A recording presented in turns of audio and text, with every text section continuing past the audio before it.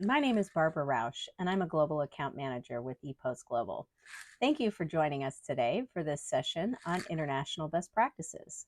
I understand how intimidating international shipping can be, but it doesn't have to be. With the right partner, we help you and walk you through that process.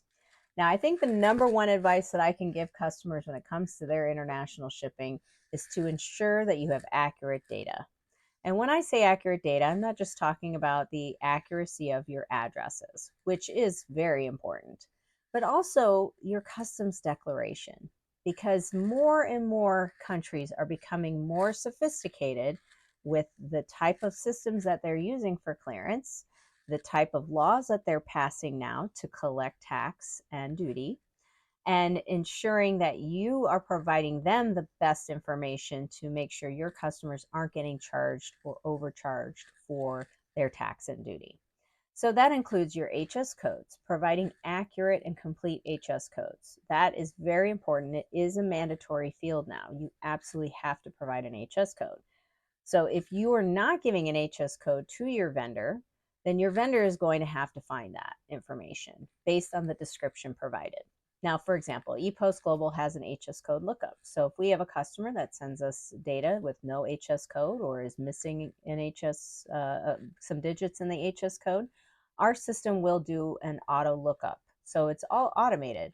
But if the description that we're being provided is vague and our system cannot locate that particular HS code based on the description that we've been provided, then that item ends up going on hold. And somebody will have to contact either the customer or do a manual lookup based on that description.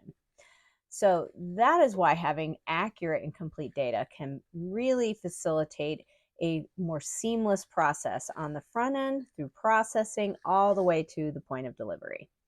And it also can assist with the customs clearance process, because if items are missing, if the description is invalid, if the values that you're declaring are invalid or undervalued, then you're going to run into more problems with customs clearance. Now, the other aspect of a successful international delivery is picking the right service for the type of products and the countries that you're shipping to.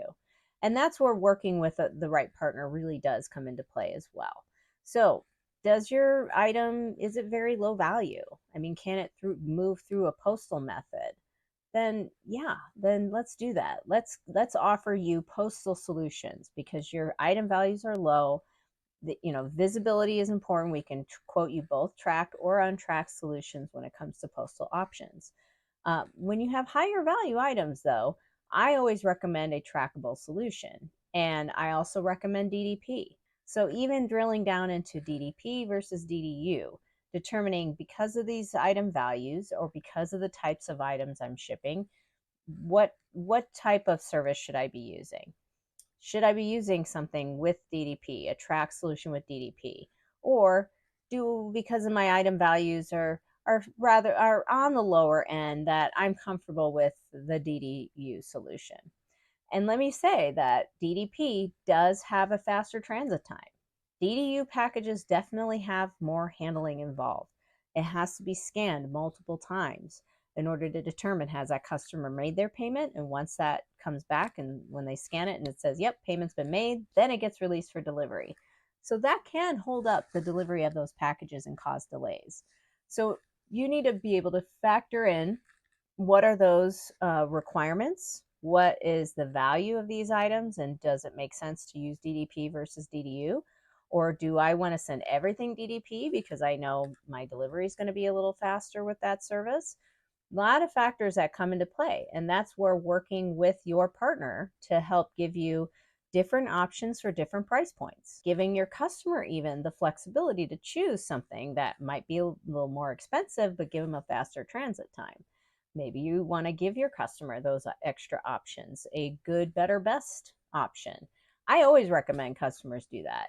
Let your customer decide. If you want to offer a free shipping for international customers, then that's your good, and that could be a maybe a slower, longer transit time, maybe untracked, maybe with tracking, but giving them something that's a more economical solution, but with a lower expectation on transit time. Then you can go better, which is maybe a faster transit time, maybe includes a DDP, or has a lower price point than an express service, but a little bit longer transit time. And then the best, offering them obviously that express solution, because there might be a customer that wants to buy that product but doesn't want it to take 2 weeks to get there. They may need it in a couple of days. Give them the option to pay a little bit more for their shipping and get a faster transit time. And those are the types of discussions that we have with our customers when we're talking about what their business needs are and what are the best solutions to meet those needs and to meet those price points. Because as much as we want to say, price is important, delivery is equally as important, and the customer experience is important. The brand value that you can bring by showing your customers, like, I care about your experience with us. And by giving them those solutions, by giving them those options, and by making it an easy transaction for them, will make them want to buy from you again. And will give you a good uh, brand reputation. So, anyway, thank you so much for joining today. I really appreciate your time. And feel free to reach out to any ePost Global rep should you have any questions regarding your international shipping. That's what we're here for. Look to us to be your experts in this field. Thanks so much and have a great day.